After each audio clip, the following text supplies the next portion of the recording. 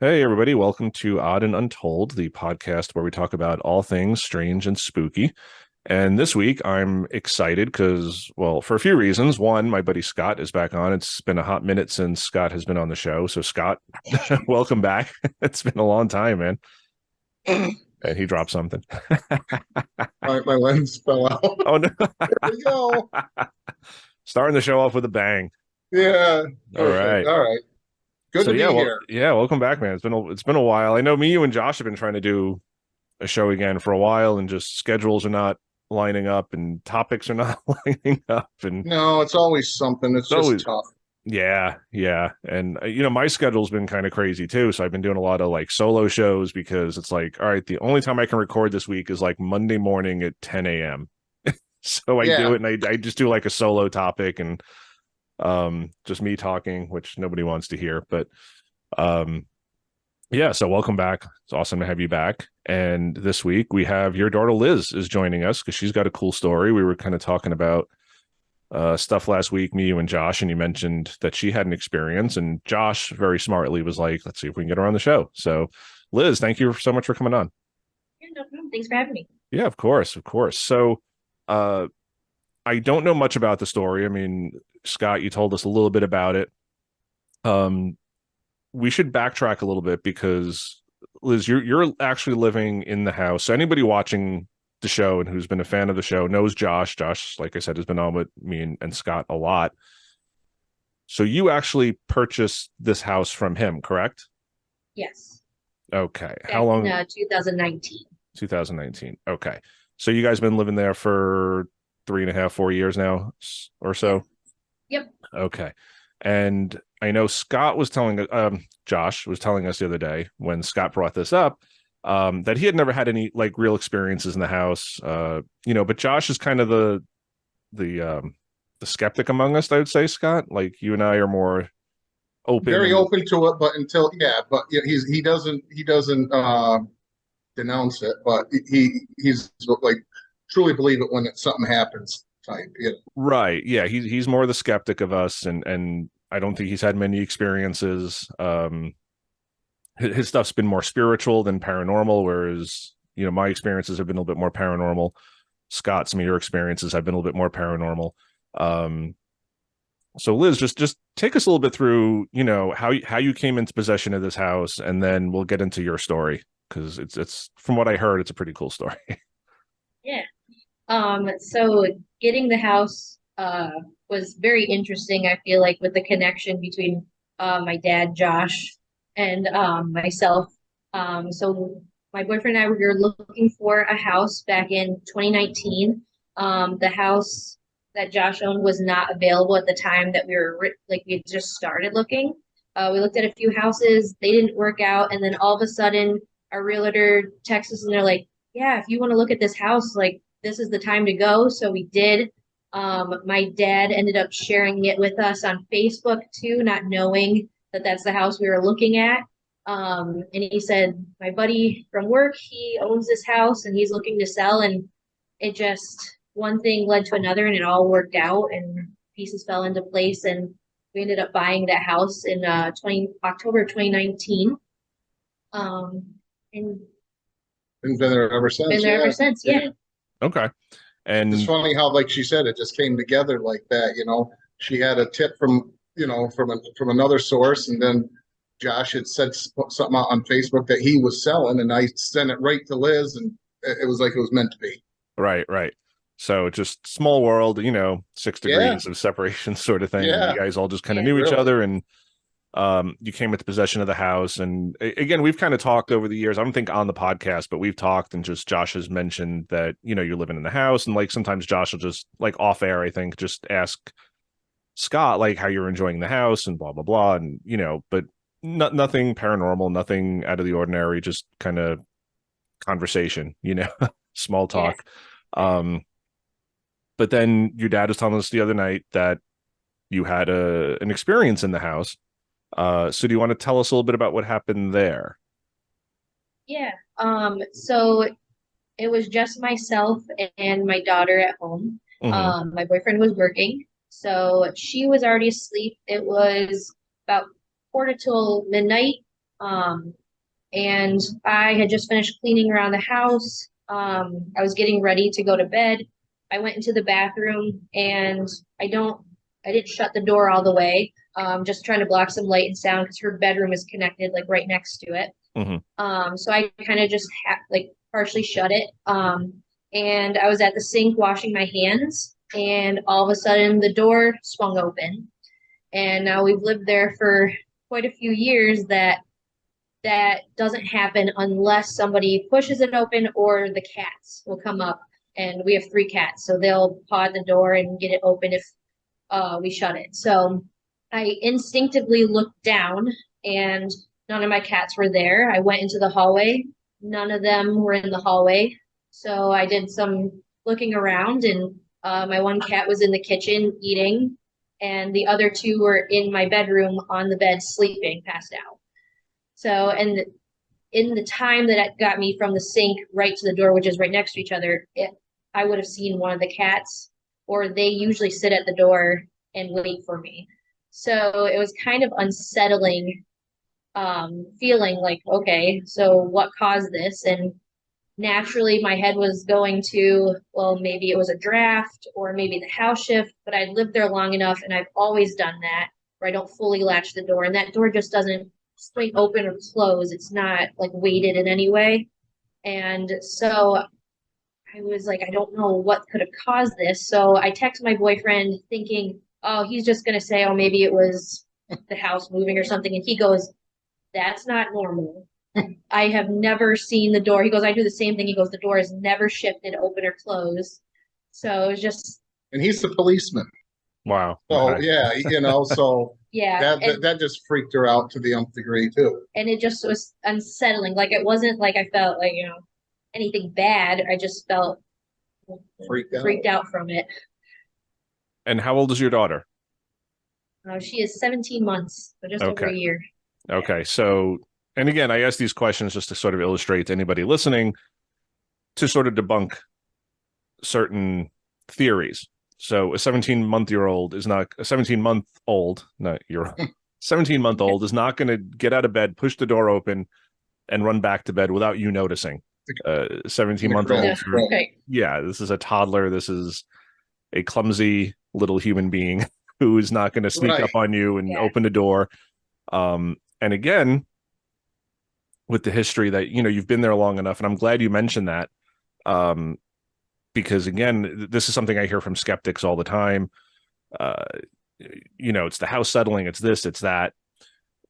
When you're in a new place, I will always accept that sort of explanation, because you don't know the sounds. But when you've lived somewhere for years, you get to know the house. And like you said, your boyfriend said the same thing of just like, the house doesn't do that. You get to know once you've lived there a while, you get to know the little creaks and sounds and how the pipes sound and what does it sound like when the heat's coming up or the AC comes on. And so you get to know which doors do certain things. And like, it's funny because like I have a laundry room in my apartment, and I guess in the colder months, it doesn't really stay latched. So I'll go in, I'll put laundry in, and I'll close the door, and I'll go sit on the couch, and all of a sudden you just hear click, and it opens up, and it's almost like a ghost is opening it up, but it's only in the sort of colder months.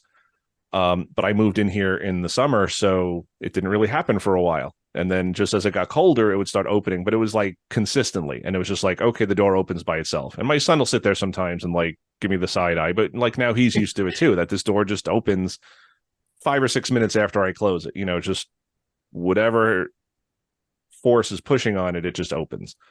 Right. It's like our kitchen door now with the real humid weather we've been having, it swells, and it, it's got to give it an extra shout to get it open and to get it closed, where then when humidity finally breaks, it'll go back to normal.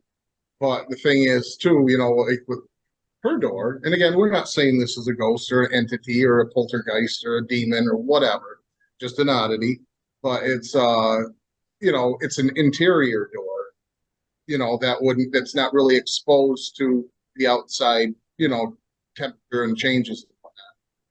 Right.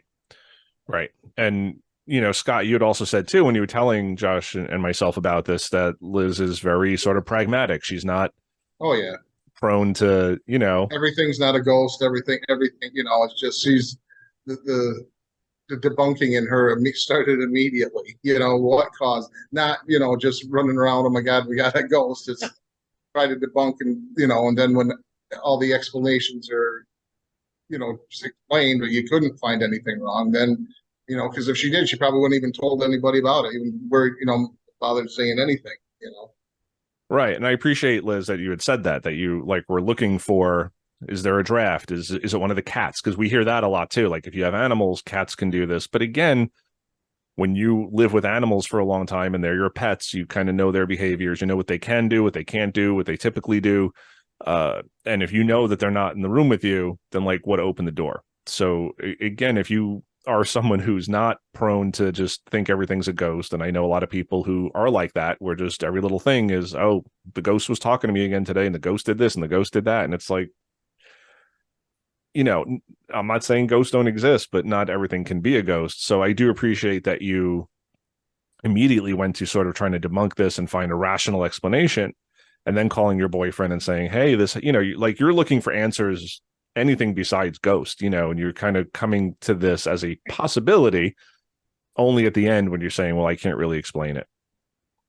So I think that's really cool. So how forcefully did the door open? Like It was, yeah, it wasn't like it was like a slow creak. It felt like or didn't feel. It looked like somebody gave it a nice, good push. But my instinct was just my cats because I've seen them do that with their paw and it'll swing open at a decent rate. It wasn't like it was a slam either, just as if somebody walked up to the door and just pushed it. mm-hmm. So that's why I felt like it would have been slower had it been a draft.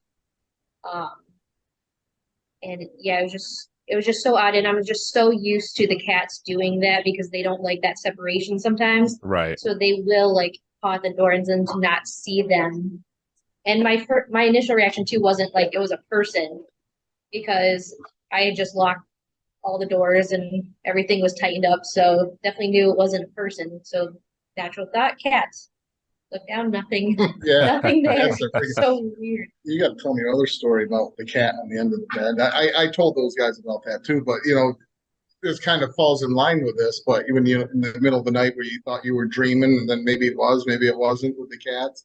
I told you guys about this one too. This was a while back, but let them know about that kind of little freaky thing. Well, even to go a little bit further ahead, it was like over the span of 3 or 4 days. I was in the kitchen one day and I was making dinner and waiting for it to cook. And I felt what felt like one of my cats brushing up against the back of my leg as I was leaning over the counter on my phone. And I looked down and there was no cat there. So I made a mention to my boyfriend who was home and I said, wow, I just thought one of our cats brushed against us. And he goes, oh, that's odd. And we didn't think anything of it. Then a couple of days later, he felt when he was cooking dinner that a cat had bumped into him. Mm-hmm. And he looked down ready to push it away because he didn't want the cat to get hurt. And he didn't want to step on it or have it get burnt or anything from the stuff that was coming off of the stove. And so he looked down and there was no cat there. And we're like, okay. That night that he experienced that, I went to bed and I woke up probably a half hour into sleeping to 2 cats on my bed. One of them was definitely mine, a black cat. And then the other one who he was engaging with was not mine. And it was darker colored fur with a white tip tail. And then as soon as I woke up, that cat took off down the hallway. I got up, chased after it. And my boyfriend who was down the hall goes, what are you doing? And I'm like, I'm chasing after the cat. What, why is there a stray in the house? And he's like, there's not. So no idea what that was about. Josh had mentioned. Yeah, he told us a story how his cat died inadvertently. Remember that story he said with the wrong flea collar, wrong flea medication type stuff. So, it just kind of was like, he told us that. And it was just like, Yeah, again, might have Who knows? Might have been I get night terrors, so I have the tendency of seeing things that aren't there when Mhm. I'm sleeping. So it could have been one of those that Wonder where was she in my gets head. that from. Could have been in my head already. So I try to debunk it as much as I can, but again, it just was one of those feelings of like, yeah, something's different here for the little bit of time. And the experiences that I've had in that house aren't things that are happening like one after the other. Like you see, like I feel like on television sometimes, like they get so many experiences in one night. It's been over the course of the 3 or 4 years, maybe like a handful of things that just make you go, what? What was that? Like, what could that have been? Yeah. Yeah, and that's interesting when again when I hear things like that, because my own experiences are like that too. Like I've been on the show, I've shared a lot of things that have happened to me, but I always have to remind people like I'm 49 years old, and a lot of these experiences happened like from the time I was a child to now, So it's, yeah, do I have 9 or 10 stories? Sure, but they take place over, 5 decades, and Not in a it's week. it's not in a Yeah. week. It's not, and again, some people will tell you this, that, oh, every night this happens. And, I was a paranormal investigator, and they would tell us like, oh, this happens every night. Every night we hear footsteps, and we go in and investigate. We never hear anything. And we tell them like, well, why don't you try recording it? And then they would set up a recorder, and it would never happen again. So it just makes you wonder, like, was it really happening every night, or is this just exaggeration? Did it seem like every night? Were they really hearing things? But yeah, I think it's more interesting when, these things are kind of happening more sporadically. And it's almost like, you've almost completely forgotten that the first thing happened, and it could be 6 months, a year later, 2 years later, and then something will happen again. And that's what reminds you of the first incident or the previous incident where you're like, Right. oh, And you that's connect the dots and you go, wow, hey, that was weird. And it right. just how that happens like that. It's that's what makes you start thinking, is this a pattern now you know? Right. And you can start seeing patterns. We always suggest people do that. Like try to pay attention to the day of the week, the time of the day, the weather outside, like anything that you can sort of start putting a pattern to. Like, does this always happen when it rains? Does this always happen in the summer? Does this always happen in, when it's snowing out, or like whatever it is? Can you connect those dots? And I think that's really why you we have trouble proving anything paranormal, because it's hard to duplicate it. It's hard to, you hear footsteps one night, you can listen the next night, you can listen the night again and again. Like we're saying, like it could be another 6 months or a year before it happens again. And at that point, now you're saying, okay, maybe I'm waiting another year. And how do you really prove this to someone? How do you scientifically prove that this is occurring when it's just so sporadic and so just unreliable? It makes you wonder, I mean, if it is a not natural occurrence, okay, what is there a certain time or a certain something that would make it manifest to do something like that? You know what I mean? Do the conditions have to be just right for everything to come together to have something like that happen? Even the small little things, whether it's, like you're saying, I mean, aside from the people who, see the shadow figures every night, hear the footsteps and the slamming doors and all that stuff. But it's, small, incoherent type things like you see every now and then, what triggers that to happen? Does it have to have a certain energy? Does it have to have a certain, like you said, summer or winter? I mean, it's, I mean, like you said, I mean, there's going to be people that are going to say it doesn't matter. It happens at least 5 times a week, all season long. But, what is triggering that to happen? I don't Yeah, know. and that's why we always tell people try to look for patterns. And I've tried looking for patterns in my own stuff, and I can't find it. It's just because you don't, it would be nice to say, okay, if the weather is above 90 degrees and we have a thunderstorm and it happens to be a certain time of night, and you can kind of pinpoint that these things happen all within that time frame, then you can say, okay, those are the conditions. It's got to be 2 a.m, it's got to be a thunderstorm, and it's got to be like really hot out or whatever. But I haven't really noticed those patterns. I don't know anybody else who really has seen those patterns. Overall, certain things can happen at the same time. Again, nighttime, a lot of skeptics will say, well, why do you ghost hunt in the dark? Why do you always do it at night? You just want it to be spooky. You want it to scare yourself. And it's like, well, no, just nighttime I mean, look behind you guys. It's bright. It's, there's cars outside. There's people outside talking. I mean, during the day, there's just much more activity. At night, things tend to get quiet. And that's why people notice things more at night. Right.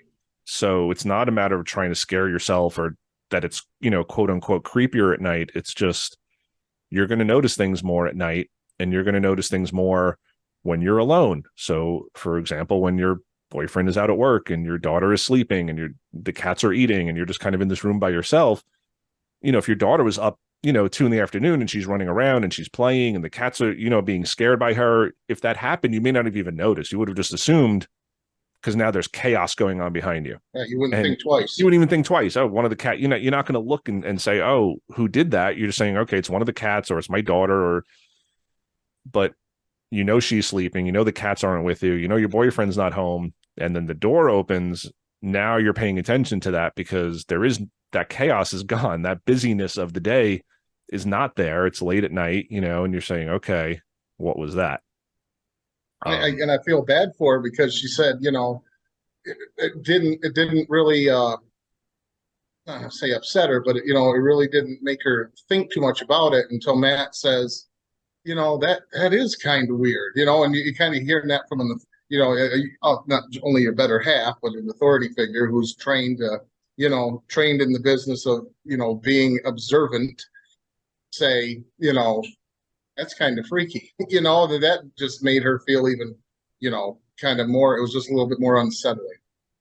Yeah. And it reminds me, just you saying this, like we had a case years ago where we were investigating, and it was a family and they had kids, but it was, the mother was a nurse and the father was a detective in the NYPD. And he had said one night he had heard something in his room to the point where he got up and drew his gun in his house with his kids. He pulled because he's thinking intruder. He's not thinking ghost. He's saying he heard something, he saw something in his bedroom where he pulled out his pistol and drew his gun. And then when he put the lights on, there was nothing there. But he was so convinced. And again, you can say, all right, he was dreaming, he's hallucinating, but that's scary because, again, you'd think that a detective is not going to do that. But at the same time, what causes someone?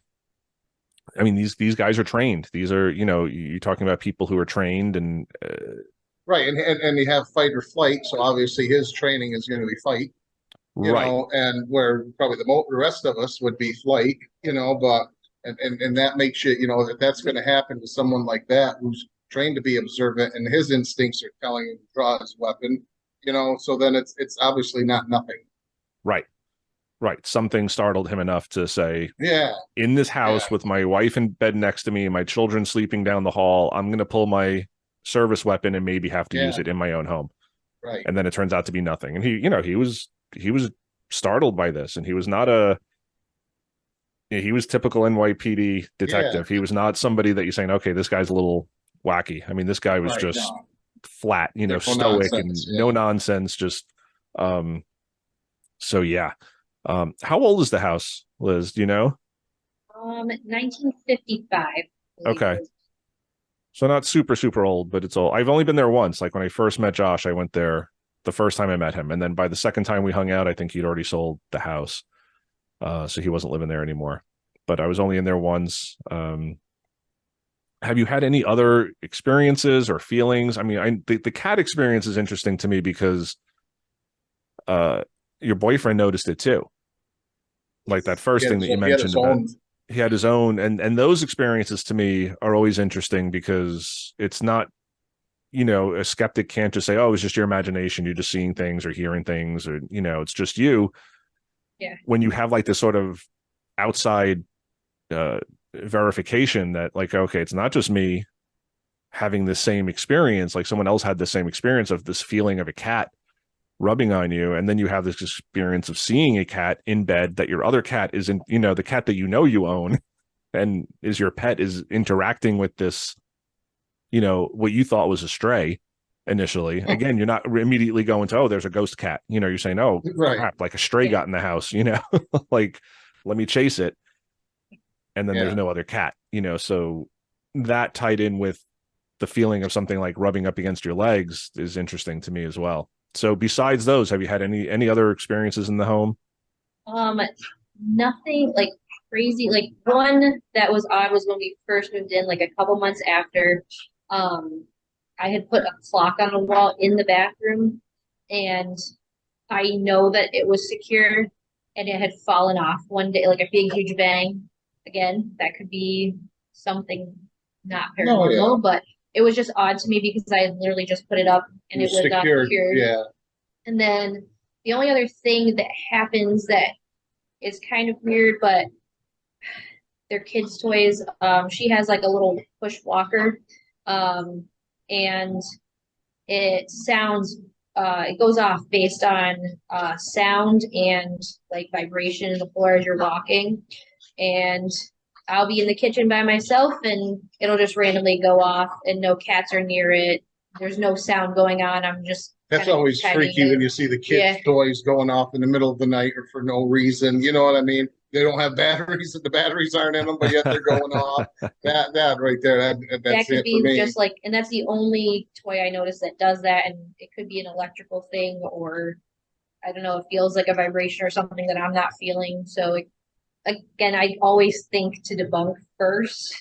Um, but I have like the other things that like pop in my head, and I like take a like a notice of them. But Yeah. other than that, yeah, not really much anything Okay. else. Yeah, and then the child's toy thing is, I mean, it's almost cliche, but it happens so often. Right. But you hear it from so many people that they'll have a kid. And I mean, I had it with my son where it was just you'd have the toy that, yeah, it needs like motion in front of it or sound or like, yeah, like it's got to be shaken. And, your kid has to do like this to it to make it go off, tickle me Elmo or whatever it is. But Yeah. it'll just be sitting in the box one day and all of a sudden it just starts laughing and you're like, all right, no one's Yeah. touching Yeah. it, and I know this thing, you really have to like shake it to get it to make any sound or move, and then it'll just start moving and talking by itself. And yeah, it could be electronic stuff, it could be batteries dying, but it is something you hear a lot. And yeah, I appreciate you saying that it's like not something you're necessarily saying is paranormal, but you start taking these little incidents and adding them up, and it's not any one thing by itself, because yeah, that one thing you're just going to chalk it up to, okay, the cat opened the door or the batteries are going dead in the kid's toy or whatever. But once you start having multiple experiences, you start really, I mean, your brain just starts connecting them. You just start saying, what is going on? uh have you had any experiences anywhere else you've lived, or has it just been this house? No, I have not had any experiences in any other place that I've lived. Um, so that's why these things stand out to me. And Didn't Matt have something on the Florida or something? Just freaky things or yeah, so to give a little backstory about my boyfriend, he grew up in a very haunted house. It was it was like an old tavern back for the Schoharie crossing. Hmm. So it was always a place where people would come and go during the 1800s, constantly staying there. around And the Erie Canal? Yeah, yeah, when the Erie Canal was in its heyday. so like there were things that he experienced that like seeing a woman in like a white dress. There was a little girl, laundry basket that would fly across um, like the hallway, and they would think each other threw it, like pushed it, and nobody would know who did it. Voices. So it was a very active house until we had the flood back in 2011, When Lee and and Irene came. Remember those Oh yeah. back in those bad hurricane tropical storms or whatever. and then they said going back into the house after the flood kind of destroyed it, it felt dead. It felt like nothing had ever happened in it. And he, going forward, he has tried to be a little bit more skeptical in the sense of he opened himself up so much when he lived there that he had literally just said to me the other night, he goes, I almost don't want to know if there's stuff going on in our house. He goes, because I was so open. He goes, that it like overtook my life when I was young, growing Get up in that. an environment like that. He goes, so he goes, I closed myself off a little more. And he said, which is why he thinks that I'm experiencing a little bit more than he is. Hmm. Yeah, who knows Yeah. how that works? It could be, you know. I mean, there's, you know, if you're open to it or susceptible to it, or, you know, I mean, there's some people who, you know, careful what you wish for, really want to have some kind of experience, just like with Bigfoot or whatever, you know. And then there's other people that have and would never ever want to go through it again, that type of thing. But it is just, is everybody different to those experiences? You know what I mean? It's just, you know, it's like, I don't know, there's mediums, they call them mediums. You know, there's people who have the gift, or, you know, can talk to the dead, or whatever they call them. And I'm not saying they can or they can't, right? I mean, you know, that's just, it was like Liz and her mom and Becky went to see, who was it there? The medium there. Pluto. No, Caputo, yeah, the Long Island medium. Long But Island Oh, medium, Cindy yeah. Kaza. Cindy Kaza, Yeah. they went to see her too, you know. So they go to these things to debunk. All right, they're the ones that'll sit there and they're watching the room. You know, they want to go, I gotcha. You know, Right. that's why, and they enjoy it. I mean, it's entertainment, and there's nothing wrong with that. You know, but that's really, they went to the, you know, to see these shows with their head on a swivel to try and find, you know, some way to say, okay, this is bullshit. We found out this is how they do it. You know, didn't find anything, but they had a good time regardless, and it wasn't a circus atmosphere or anything. But I mean, I don't know. I mean, are there people that are sensitive to stuff like this that really can pick up on stuff like this? Like, you know, if Matt just had his, you know, as a younger fellow, you know, all this stuff happened to him that he just said, I'm not going to deal with it no more, and you just, your mind shuts it off. You know what I mean? And now, does that mean that maybe because Liz isn't as hardened by it and had the experiences, you know, is it something that she's more sensitive? I don't know. Yeah, and I don't know how it works. You know, I mean, yeah. I don't know what causes it. I mean, we could walk into a place. I mean, it's just. I mean, you've been to Gettysburg. Have you? When you went to Gettysburg, did you ever see any freaky stuff? You've been. We've only been once. You've been there more than I have. You know, walking the battlefields and that. Have you ever seen anything that wasn't, you know, that you couldn't explain?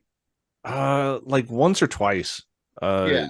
You know, and I've talked about it. I have an episode where I talk about Gettysburg, and I kind of share some of my experiences, but it was fleeting stuff, you know. And I've gone a number of times. It's not every time, you know. There was, we had something show up in a photo once. We heard footsteps once out on the battlefield, and once out of the corner of my eye, it looked like I saw somebody walking across a road. And then there was nobody. Like by the time I got my flashlight up to see, because I thought it was a deer or something, there was nothing there. So it was like, and there was nowhere for it to disappear to. It was kind of coming out of the woods and going into a field. So Because I if was just watching the show. It was an old show. It was 10 years ago because they were celebrating Gettysburg 150. oh, okay, And, you know, they had you know, they had it's funny because it's the paranormal experts, you know, like the Bigfoot experts. right, There is such thing as an expert on any of this. But, you know, I mean, here's this one woman was on there saying that they were out in the Devil's Den area, you know, the slaughter pen area between Little Round Top and Devil's Den there. hmm And there was this white mist came out, followed, and she has stuff on camera. I mean, you see something moving, it's on night vision type camera at dusk or whatever, and you see these things moving. To me, it didn't look like human. I mean, it could have been anything. I mean, it was definitely was movement, you know, but she was saying it was Confederate soldiers coming out of the woods, you know. And then there was another lady on there was saying that, uh, oh, one of the people in her group got out a juice harp and they played that, you know, it was an old Southern tune that they played back in the Civil War. You know what hmm you're talking about. yeah, It was a Southern battle hymn or whatever. And they apparently got on their voice recorder. It said, "I'll shoot you." You know, which you know how that works. You know, if you don't look at their captions, right. You'd what never they're know what it telling was you saying. exactly, but it says, you know, oh, Dixie, they're playing Dixie. Oh, They were okay, whistling Dixie. You know, that's what it was. And you know, so I mean, but just saying, you know, when Becky and I went, now granted, because we had the dogs, so we weren't on the battlefield after dark, you know, which is something I really like to do. You know what I mean? On a yeah, nice night, just cruise you know what I mean? On foot, you know, just walking through there. Is it still open to do that? When we were there, they said the No, battlefield's closed at 10. now they close. That was It's you can only be there 30 minutes past sunset now. really Yeah, because it's when we it, were there, they closed it. But then this was 2020 too. yeah, That we were going for years, and it used to be up until 10 o'clock at night, and then they uh some new people got into power and they changed that. And really. now, yeah, you can only be in there 30 minutes past sunset, which is kind of bullshit. But Yeah, it is because I mean, even not just so much for ghosts. I mean, I just on a nice night to walk the battlefield. You know what I mean? Just to see if you did. I mean, obviously we didn't hear anything. You know, and as you know, you got most of the guides in the military, like American Battlefield Trust in the park, will say that it's bullshit. There's no ghosts and everything, but you know that they're just doing it for the tourism with all the ghost tours and everything. You know, so you know you always have your two sides of the coin as far as that, you know. But yeah, and it's one of those things where, if you've never seen it, if you've never experienced it, it's very easy to say these things don't exist. mm-hmm. And I know a lot of people who were complete skeptics about whatever, UFOs or ghosts or Bigfoot, and then they see something, and all of a sudden now they're not so skeptical anymore. They saw something they can't explain, or something happened to them they can't explain. And I do think a lot of it is, if you are closed off to it, you're not going to see it. And Scott, I mean, a lot. This happens a lot with these hunters who go out and they see, oh, a crazy looking bear that Yeah, ran on hind legs and it was 8 feet right. tall, and it's like, you're not talking. It's not a black bear. There's no black bears that No, are 9 feet tall that walk bipedally and that carry deer over their shoulder. But like the guy's right. like, no, I didn't see Bigfoot. It was a weird bear, and they're just Right, so because in their mind they're pushing it right out. They can't comprehend what they saw, and they refuse to believe that it's anything other than what they think it is. right. And then you have the other end of the spectrum where people take a picture of the woods and every little dark Oh, shape and shadow is now, oh, there's Bigfoot and there's another Bigfoot and there's a Bigfoot holding a baby and there's a Bigfoot having a birthday party and there's a Bigfoot drinking a yeah, beer, exactly. and there's 27 Bigfoot in this one photo. And it's just, Yeah, so I did that once years ago when I first was, Facebook had just started, and then I had found the Bigfoot forum or whatever. I literally took a picture of a. I mean, it was maybe by a 25 by 25 log woods. But I knew there was nothing in it. You know what I mean? I knew there was nothing. And I proved the point because there was people, they seen it. Oh yeah, they circled it, and they, mhm. there you go. And it's just, I proved a point right off the bat, right there. I never said that I seen anything in it. I just said, does anybody see anything in this? And sure as shit on the shingle, there was, people. There was 7 red circles what they sent back to me that they seen, and I know for a fact there probably wasn't even a chipmunk in those. Right. You know, But it's one of those because things there's where a I think, Burger King on the other side of it. It's just so yeah, it well, is one of those things where I think, depending on your point of view, if you want to see these things, you're going to see ghosts everywhere. Every sound in your house at night, every little thing in your apartment or your house that you can't explain, oh, a ghost did it. Who swung that door open? It was a ghost. Who misplaced mhm. my keys? It was a ghost. Same thing with Bigfoot. Same thing with UFOs. You can look up at every light in the sky. There's a UFO and there's a UFO. No, that's Jupiter and that's Venus and that's a Right, plane. Venus And is really bright tonight. yeah, but if that's what you want to see, that's what you're going to see. Well, that's So just like me. I mean, the only, we, I can't, looking back, I haven't had enough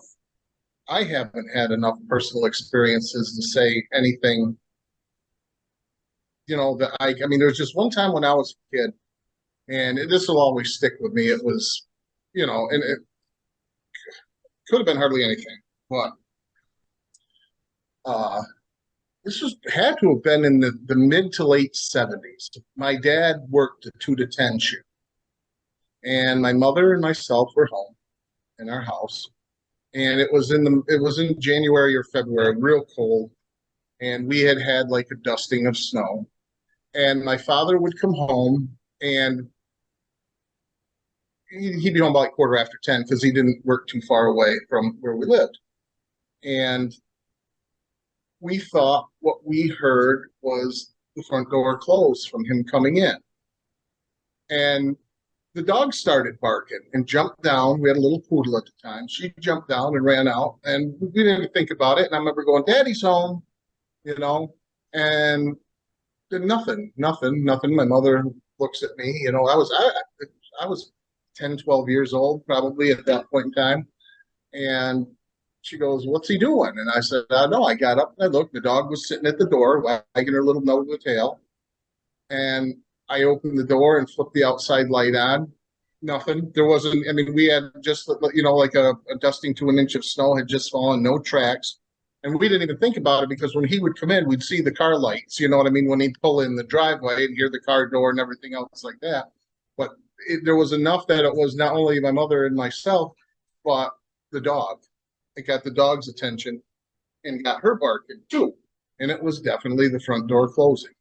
Yeah. So, I mean, that's about the only thing that I ever have, I mean, and it stuck with me, all these years. Cause like I said, that was, maybe 77, 78, right around in there. Um, just, it wasn't anything, and it didn't even think nothing of it at the time because it never really, I remember it, but it wasn't a traumatic experience or, didn't get us on edge or, think it, like I said, we didn't think it was an intruder or anything because again, there was no footprints in the snow. Right. So that was, and then my father got home maybe 10, 15 minutes after that. And, we told him about it and he was like, oh, that's weird, but that was probably in my life, the only thing that I could ever bring to the table when it comes to possible paranormal. Yeah. And it's Interesting, but yeah, definitely. oh boy. And I think it's interesting, Liz, that like, she only had like experiences in this house. Because again, these things do seem to be localized, and I've spoken to other people on the show too who've said the same thing, that this is not something that happens like everywhere I've lived. It's like this one apartment or this one house. Like all of my stuff happened here, and it didn't follow me. It's not like and you hear a lot of the stories, usually from the Warrens or like a lot of these. Where like no matter where the family moves, and it's kind of this Hollywood trope, and you see it in Poltergeist, and like it follows the family, and from my experience, from most people I speak to, it's not like that. It's the house I grew up in was really haunted, and it didn't follow me. Like anywhere else I've lived, nothing has ever happened, or nothing ever happened to me until I moved into this particular house, and then all of a sudden weird stuff started happening, and then when we moved, nothing ever happened again. So that whole trope of being followed, I'm not saying it doesn't exist, but I'm just saying from my experience talking to people, I don't think I know anybody who said that like it followed them. Like it's just this apartment or this house or this place I went to, I experienced something, and then never before, never since. So it does seem to be more localized. So I do think that's interesting. And Liz, that you're saying that you never really had experiences before at this house, and now now you're starting to have things happen to you. And you said something earlier too, but like, oh, nothing crazy, and nothing like in the movies. And I think a lot of people, they see movies and they think like if you do have a paranormal experience that it is like the movies, that it's this big grandiose thing, and it's usually not. It's a door swinging open, or it's a couple of footsteps, or it's a muffled voice, and by the time you hear it and turn around, like it's gone, and you're like, it takes your brain like a couple of seconds even to like register, like, oh wait, I'm alone, I shouldn't be hearing that voice, like why am I hearing I mean, I think is this something that we all have, me included. I mean, we always see, there's always something in your peripheral vision that catch, corner of your eye. We've all done that, you know what I mean? No matter, I mean, like I'll even be at work, you know what I mean? If I'm by myself, something will catch, it's just like, and you swear to God, something caught you, and there's nothing there. You know what I mean? I don't know if there's a word for that or whatever. I remember one time we were sitting here, Becky and I, and at night, and the lights are on in the kitchen, and it was almost as if a shadow out of my peripheral vision, but she seen it too. Wow. You know what I mean? But not enough where it was anything for us to say, you know what I mean? It was just like, did you see that? I seen that. I was like, oh, weird, but could have been anything. Yeah, but again, experiences like that intrigue me because it's very easy to say, oh, it's just, you saw something, you're tired, you didn't sleep well last night, But if you're both kind of turning at the same time and being like, what was that? Then there was something there. Again, I'm not saying it was a ghost, but something was there that caught both of your attention to say, did you see that? So, yeah, really, really interesting. So I'm waiting for something to happen here at any minute, because we had found out not too long ago that we're only the second owners of this house. The the man and wife he built the house himself, wonderful job that he did. I mean, it's an older house like Liz's, built in 56 or 50, something like that. But for its time, this has got solid bones. But and we didn't know the whole story, but we just kind of knew the names and went through obituaries and find out that apparently he died here Oh, wow. because it said he passed away at home. You know what I mean? And there was probably a point in time in my life where that would freak me right out, but we haven't had any reason, you know what I mean, to be freaked out about it. It wasn't, he passed away at a ripe old age, 80s or 90 or whatever, lived a long life, and it wasn't like there was any murders or suicides or, traumatic endings that happened here.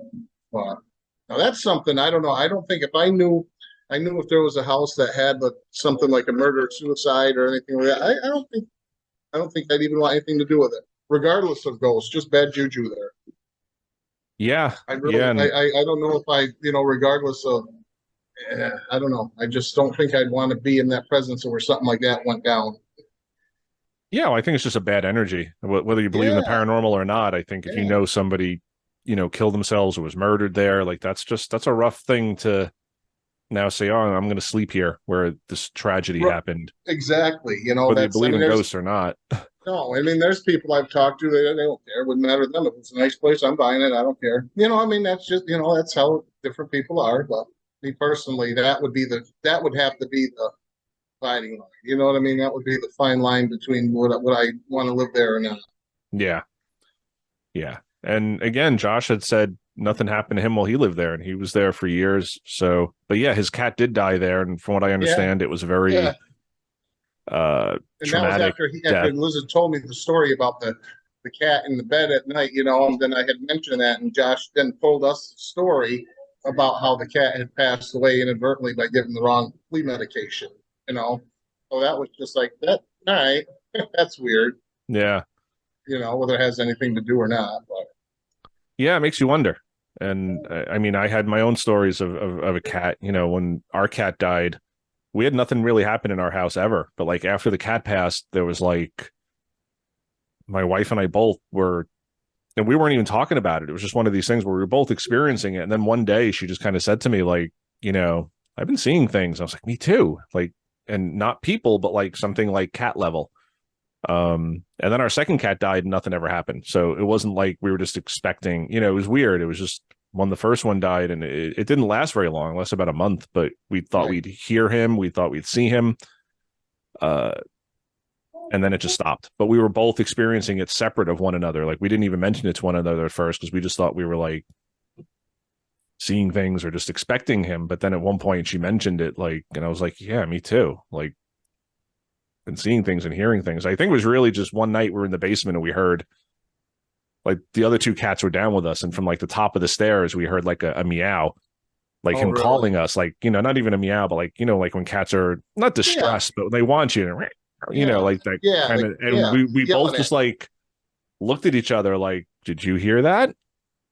And like, yeah, and like, but both the cats are sitting next to us, and that came from upstairs. And then we both started talking, like, I've been kind of hearing things, and she's like, yeah, me too, So it was just kind of we shared the story. Again, I don't know what that means, but Well, it's just like we lost our older pup here back in October of 21. yeah, And I'd give just about anything to know that he's, I mean, know he's still with us in some form.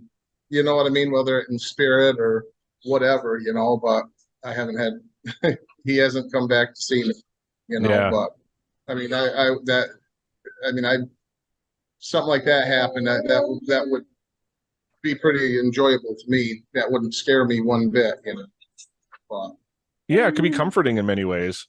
yeah, I mean, it would be super comforting to me, believe me, because he was, he is, it just, it's still a huge hole here that's going to take long. I'll never be filled. Right, right, So, yeah. All right. So, Liz, did you have any other stories, or that Um, did I miss none, anything? Or none that were house related. The only two things that have ever happened to me while in the house. Um, is I have vivid dreams, first Mhm. off. Like I have night terrors, so Gets that from her mother. yeah, like a half hour into going to sleep, I'll wake up and I'll see spiders coming off the ceiling at me and things like that. But it and a couple of times I was very stressed out. Um, I felt like I had dreams where I saw my grandmother, his my dad's mom. Mhm. Um, like, and there were things in those dreams, like the one we were at Dunkin', don't know why. The whole family was at Dunkin'. I was sitting at a table with my grandmother, and she put on the table a little red Clifford dog, and that to me was almost like her saying I'm here because back at her apartment growing up, she would always have Clifford the big red dog books. And I don't know why my brain would associate, like if it was a regular dream, why my brain would put those two together. So, like, I always wondered that if I am making a connection with my grandmother in some way. I haven't had any since having Evelyn. That was like the last dream I had leading up to right before I found out I was pregnant. So like there are things like that too that I wonder about. And they had a pretty special relationship, you know, my mom, you know, because they, you know, I mean, not being blood. When they moved up here, you know, when Becky and I had met back in '99, and she decided to move up here, and you know, I had my son Sean, and then Becky had brought Brandon and Liz, and they were little. Brandon was like 3 or 4 years old, so you know they're very young. Liz was 6, I believe it was. But my mother, Grandma Perry, I mean, these kids melted her heart, and it was just, I mean, there was no, you know, it was weird. There was no like getting used to period with everything, Mhm. and you know, it just and especially with my mother and Liz, you know, probably because she was the girl, you know, I mean, she was the granddaughter, and we had 2 other boys, you know, Right. and but they had a pretty special, you know, pretty very special relationship between the two of them, which is I'm so happy that that happened. You know what I mean? And when Liz talking about those dreams, I'll never forget. Becky and I were at Nissan, our Nissan dealer up here, and we were sitting at the desk with our salesman, and I don't know if we were haggling a deal or whatever, but the phone rang and I answered it, and it was Liz. And she was all upset and crying. It was like I had to step away. You know, I mean, what's wrong? And she had told me she was like, just you know, I said, all right, take a breath, calm down. You know what? And she told me about what she had just told you about the dream. It was so vivid. It was like, my dreams are rarely vivid. I'm all over the place, and none of them make sense. You know what I mean? It's just they're weird. You know what I mean? Yeah. Like bits and pieces will make sense, but rarely is it got a theme to it. You know, whereas hers was an actual story type. You know, which who knows? It could be pretty cool. You know. Yeah, yeah. Okay. So, yeah, I guess we'll wrap up there. But, very cool story. I love stories that, where the person is more pragmatic and more not into the paranormal and just has a weird experience, tries to debunk it and can't, like there's no real explanation for it. And I live for those stories. They're much more fascinating to me than someone coming to me and saying, yeah, like the cupboards are all flapping open, because that to me just And sounds like a dishes were movie. And it's flying like, through the air. yeah. And it's like, Yeah. well, why didn't you take out your camera and film that? And, if it happens every night or if it's so dramatic, and so, yeah, I do appreciate stories like this. And I love just that, you went to Scott and told him and just like, hey, I had this weird experience. And it's cool to just be able to talk to Josh, who also lived there and said, I never had anything. So it just makes you Right. wonder, did something happen that you guys triggered it? Or are you guys just more open to noticing these things than Right. maybe Josh and his family were? Like, because again, he has, at any given time, he could have up to 3 kids there and his wife. And, so you have that chaos going on. So maybe there was stuff happening and it just wasn't registering got because they noticed. got 3 kids, they got a dog, they got cats, it's Yeah. just too much stimuli going on where they can't notice the subtle little things, the footsteps or the voice or, the Right. fleeting thing that would make them otherwise be like, what the hell is that? Right. So very cool. So thank you so much for coming on. I know, this was a rough thing for for anybody to do, I think, to come onto a podcast and just share their story. So I do appreciate it. Like I was saying to you off the air, I still get nervous doing this. So and this is episode 56. So I've done this It's hard to believe. 56 Wow, times. man. Yeah. And I still Wow. get nervous. I do appreciate you coming on. Yeah, thank you for having me. Oh, of course. And you'll get a t-shirt, as I said. So So before we go, I want to give a yeah. shout out here. We got Yeah, go for it. a lifelong friend of mine that we've been through. I've known him. Oh boy, I'm going to say at least 51 of the 55 years on this earth. We've been through everything together. We've buried our parents, buried most of our family. He oh well, they're 40 plus days into it. A 16-year-old son was just diagnosed with leukemia. Oh God, I'm sorry. Yeah, and not only that, that's probably been the easier part of it, but he's been a struggle with infections that they can't find, blood clots that they can't find. You don't know whether he's coming or going. They've been down in Albany Med now for a month and a half, and just when the improvement starts to come, one step ahead, two steps back. It's got to the point where they can't treat the cancer because they're trying to find out what's the viruses, that's their infections, bacteria, or whatever that's in him, through him, from his brain, spine, all kinds of stuff. This poor kid has been through hell and back, and I'm not real religious, so I try not to throw out the prayer thing too much, but we give all our thoughts to him the best that we possibly can, and well wishes and everything else. And if he sees this, obviously he knows we're talking about him. So that's been on our mind here for the past month and a half or so, and it's really puts everything into perspective, like a punch in the throat. The everyday issues that we all go through mean absolutely nothing compared to what this young family is going through right here. And Yeah. it's just absolutely horrible, and just absolutely wish him nothing but the best. Yeah, so I'm sure all our thoughts and prayers will be with him. And I hope he recovers soon. I hope he gets well soon. If he's listening, get better get better soon, get well. And we'll all be thinking about him. Awesome. Yeah. All right, guys. So thank you so much. Is that your daughter there? Yeah, say hi. This is Evelyn. There Hi. she is. That's fine. Hi. That's our little girl. She's adorable. Yeah, she is. She knows it. Look at that. Yeah. What a cutie. All right, guys. Well, thank you again for coming on. Liz, Absolutely. Thank you so much. We appreciate it. Scott, I'll be talking to you soon. Yes, sir. All right, brother. Take care. Have a good one. All right, you too. Bye-bye. Take care, guys. Bye. All right. I want to thank Scott for coming on and Liz for coming on and sharing her story. I love stories like that. I love just like the 6 degrees of separation with paranormal stories and experiences of just, everybody knows somebody who's had an experience. And that was really the main thrust of what I wanted to do with this podcast when I first started it.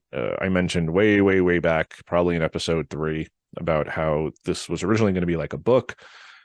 And I wanted to just sort of tie in everybody I know who's had an experience, whether they're, believers or skeptics who just had something weird happen to them. But so many people I know have had weird things, unexplainable things happen to them. And again, some of them are more subtle, some of them are more a little obvious and sensational, but I just know so many people, and people I know people. And so this is really fun for me to do shows like this where Liz just texts Scott one day and says, "Hey, I had this weird experience," and Scott shares it with us, and we're like, let's get her on the show, because that's what the show is about, personal experiences.